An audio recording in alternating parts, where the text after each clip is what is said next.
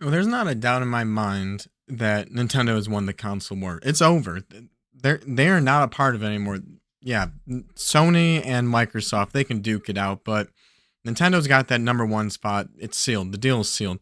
This is someone who's a multi-console gamer, multi-console and PC. I've been gaming for over 30 years. I've mained Nintendo. I've mained Xbox. I've mained PlayStation at different points in my life. And just like objectively speaking, Nintendo's won the console war. It's clear as day from someone who sat back. Now I know, like, if you look at other content creators, I'm seeing clips all around of just like Sony fanboys and Xbox fanboys duking it out. Like Spider-Man's coming to Xbox with all this Helldivers, Halo ODST crossover stuff. Just all this chance of the console wars are over. I mean, Nintendo won. Like, why are PlayStation and Xbox doing this? And they're not doing it out of the goodness of their heart. I see the narrative that Nintendo's not putting their games on other consoles because they're greedy. PlayStation just raised the price of all the PlayStation 5 consoles, every single model of it, by like $50. Where's the talk about how greedy PlayStation is? Consoles used to go down in price back in the day. It's been 4 or 5 years for the PlayStation 5. We're going up in price by $50. I don't want to hear tariffs and all that. Who cares? Whatever. They used to go down in price. They can easily eat the cost if they wanted to, because they can make up for it in software sales, like how it always and traditionally has been. We now have digital games where they make way more margin on them, and they're not doing it. But no, we only hear how Nintendo's greedy. And again, I'm a multi-console gamer, so it's hard to talk about how Nintendo's won the console war without seeing too fanboy. But other content creators, mind you, that are pushing the console war narrative, like, oh, Sony. Like, I see this, and just keep in mind that most of these people, this is their full-time jobs, is creating content. So if they're positioned as a Sony content creator, they have to push the narrative. They have to push the drama because their paycheck relies on that. I'm not a full-time content creator. I don't know if you can even consider what I make content. I'm not even a content creator. It's just like those people have an agenda because their livelihood is tied to it. Nintendo at this point, like, those content creators, you don't even hear them talk about Sony and Xbox. I mean, I'm sure there's a lot of fish in the sea. I'm sure some do, but like most of this week, I'm just seeing that Nintendo's in a complete civil war. Like, they have ascended the console war against Sony and Xbox, and they've broken out into a full-on civil war with the Metroid fan base and the Kirby fan base, because they just released a direct for Kirby Air Riders. The game looks awesome. But I'm just seeing instead of people celebrating, like, oh, there's a huge first party Nintendo game coming out, and it looks fantastic. Yeah, it might be like a simple looking game, but I think there's an art to simplicity, and it just looks like a very clean game. But no, Nintendo, they're not like, oh, Team Nintendo against Xbox and PlayStation. Yeah, we have this huge game. No, it's like it's a civil war with Metroid and Kirby fanboys, and that, like, why isn't Metroid's been in development for 8 years? Where's that? That should have been the one to release date. That should have been the holiday title. Kirby doesn't deserve the holiday title. It's like, shut up, guys. Like, we're getting an awesome game. Metroid's coming. These games are coming. Let them not be released broken. Let them do what they need to do. And, like, I don't know. PlayStation gets like one game a year, and Nintendo, they're way beyond that console war. You have Xbox and PlayStation trying to put their games on Nintendo. I mean, way more Xbox right now. We're getting Indiana Jones. Nate the Hate talked about Starfield, and I've been following a little bit. He seems pretty he's been getting a lot of these predictions, right? I don't even know if they're predictions. Like, he might just know. So I do kind of believe Starfield will go on to Nintendo. And obviously, Xbox has been putting their games on PlayStation. But again, they're not doing this out of the goodness of their heart. Xbox isn't selling hardware. They spent, $100 million for Activision and ZeniMax, and they have all these IP and all these games. And Xbox is a division of Microsoft, so Microsoft wants to see that investment come back. And games now are taking 8 years to make, and so you may take 8 years to make a game. Of course, 8 years to make these big games that are being dictated by the higher ups. That, oh, this is what gamers want. They want these big games. that take 8 years to make. And yeah, sure, maybe we do want some of them, but not all of them. I don't want less games just because they take 8 years to make. Um, but because they take 8 years to make, they make their initial sales, and then like what happens next? You get your remaster. In the case of Last of Us, you get like 3 remasters because every time they do that, they can spend a huge fraction of the cost to remaster the game, and then they can run another advertisement campaign.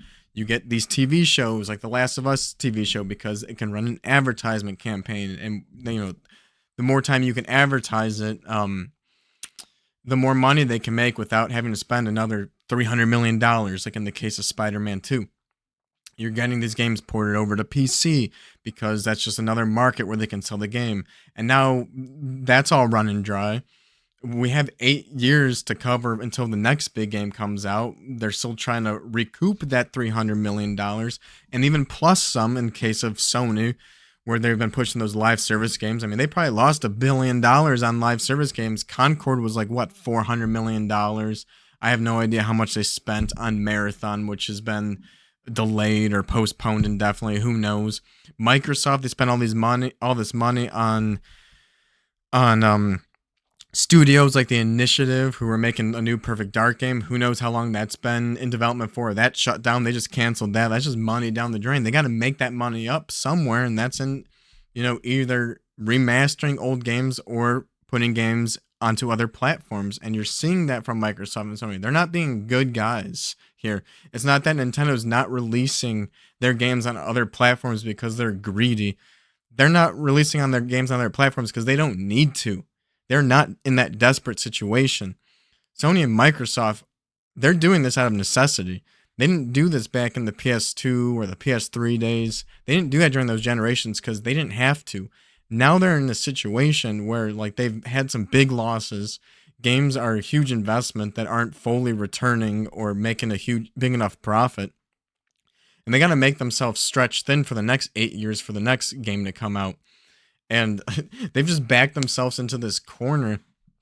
Now they're raising prices of the console because they can't afford that loss anymore. Yeah, the Switch 2 is $450, and the PS5 was $500, but now it's $550, or maybe the digital's $500 now. Who cares? Those are going up in price, and the Switch 2 is going to go up in price too. They've already kind of hinted at that with the tariffs. When all the accessories went up in price, they were like, the Switch 2 is going to remain the MSRP price until the end of 2025. Like, they kept it vague, and the Switch 2 is going to come up in price. And we knew the Switch 1 was going to come up in price in the US based on that already happened in Canada. So they already brought the Switch 1 up in price. The Switch 2 will come up in price after like the launch window. Whether it's next year or the year after, we'll see the Switch 2 raise in price. And because they can now, because Sony did it, because Microsoft did it, like the floor has been raised, and like they're gonna take the money. They'll take it. But yeah, I mean, Nintendo's now the place where Xbox and Sony, they're gonna want to have their games on the Switch 2. We're going to be seeing way more come over. Like, I wouldn't be surprised now with like, I would not be surprised if Sony starts releasing like Last of Us on the Switch 2. Microsoft, they're releasing their big games day one on PlayStation. Maybe down the road, day one games will come out on Switch 2. I know that there was like a dev kit issue that they might just not have had the dev kits right away. We're now going to be seeing Indiana Jones on Switch 2 and Starfield. So we're going to see more Xbox games on Switch 2. That was always going to be the case. But with Sony, it's like they remastered Last of Us like 3 times. We have the TV show. We have it on PC. Like, those markets are dry. I have a feeling that Sony's going to be like, well, these really old first-party Sony games, they're old. They've been out for a long time. Let's bring it over to Switch 2, because Switch 2 can definitely handle a PS3 game. And that's going to be weird. But you don't see Nintendo needing to bring their games over, and just Nintendo's gonna be the place where you can play all the games, just all the games. And then when it comes to even the future, like, I know the Switch 2 is underpowered, so there's no doubt saying that like these games are gonna perform and run better on PlayStation 5, on PlayStation 6. But what's the difference? What's the when the PlayStation 6 comes out? Like, what are we gonna get? Is it? I think just gonna be PS5 games that just you can actually run 4K 60. Like, you don't have to go into performance mode to get 60 frames per second. We can finally get 4K 60. That's all I'm really thinking the PS6 is gonna be. Like, we're already getting pretty photorealistic graphics that like if the games are taking 8 years to make, I mean the PS6 isn't gonna make the games take any less longer to make. And so, just like from that perspective, like Nintendo is the one who has the room to grow. Like, you can imagine like what a Switch 3 could be capable of. Not, I mean, the Switch 2 is still very powerful, and it's powerful enough that we're gonna be able to get games like Starfield, which is like on Xbox Series X, Indiana Jones on Xbox Series X and PlayStation 5. Like, they're gonna be able to run on the Switch 2. Probably not as good. Maybe we're gonna get like 40 frames per second. But probably still very playable. And that's great third-party support considering, like, look at where Nintendo was with the Wii and the Wii U. How far we've come with third-party support that we're getting Xbox games. We're probably gonna get more PlayStation games because we already had that Lego Horizon, which was like a little seemed like a little testing of the waters. But I mean, most people aren't multi-console gamers. And like at this point, like if you want to play Nintendo games, you need a Switch too. I've haven't always had all three consoles, but I've always had at least two consoles: a Nintendo console and then either an Xbox or a PlayStation.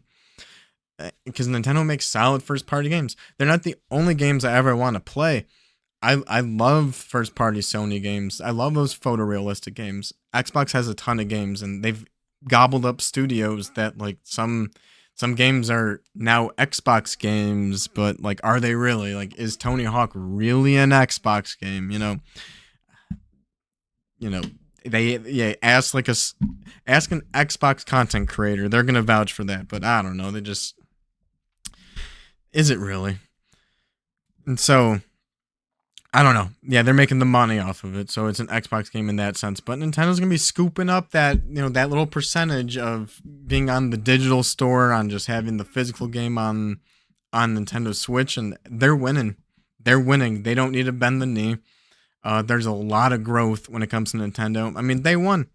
They won. And yeah, the deeper Nintendo fans are in a huge civil war because there's always got to be war.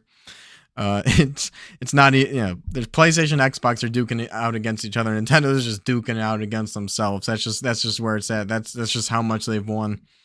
And yeah, when I think of the future of the Switch 2 and the possible, Switch 3 down the line, that's all that excites me. When I think of the future of Xbox and PlayStation, it's just meh. Like, yeah, I'll probably get them. They're going to be game consoles. They're going to run great. They're going to look great. But seeing these first-party PlayStation, Xbox games come to Nintendo, that seems exciting. I don't know. What do you guys think? Let's duke it out in the comments. But I think Nintendo's won. And it's going to be a very interesting generation as we go on, at least for measuring from the Switch 2. It will be interesting to see when the PS6 gets announced and the next Xbox. I mean, yeah, they're releasing the Xbox ROG Ally and just the handheld PC. I don't even use my Switch 2 as like a handheld. So like a lot of people argue like the Switch 2, being portable. Like whenever I talk about the Switch 2, I'm really comparing it as like a console. I rarely use it in handheld, though I am going to be going into a bit of a handheld mode for the next like 6 or so months down the line. I'm going to get some handheld usage out of that. But over the course of like, when you add up the Switch 1 and the Switch 2, like the 20 years of all of that, in the end, it's a very small fraction of my game time is handheld mode. I'm very much a console gamer on the couch. And yeah, the future of Nintendo is exciting. I mean, they're not having the budget issues that you're going to see from PlayStation and Xbox. They don't need to bend the knee. They don't need to put their stuff on other places. I don't think it's Nintendo being greedy. I think it's just Sony and Microsoft with their backs up against the wall, and they're doing it out of desperation. Well, like they would be greedy if they could. They're raising console prices because they can. I don't know if they need to. They could sell it for a loss and make it up for software like they have in the past. They're not choosing to do that anymore. And I think that's because like the budgets are out of control. And I think Nintendo has positioned themselves where they can make a game on a reasonable budget and profit off of it. They can make more smaller games. They have a art style that, yeah, it isn't photorealistic. That's correct, but it's sustainable, and they have hardware where they can let third parties come in and make their photorealistic games, and they can play them, and you can just see the room for growth. Um, yeah, they won, and I think they're going to keep winning. I think Sony's at second place, and then Xbox, yeah, they're doing their own thing. But they have a lot of games. They're pumping out more games than Sony is, so that's something to say. Yeah, what do you guys think? Let's duke it out in the comments. Let's have a comment war. Am I crazy, or do you agree with what I'm saying? Thanks. I'll see you in the next video.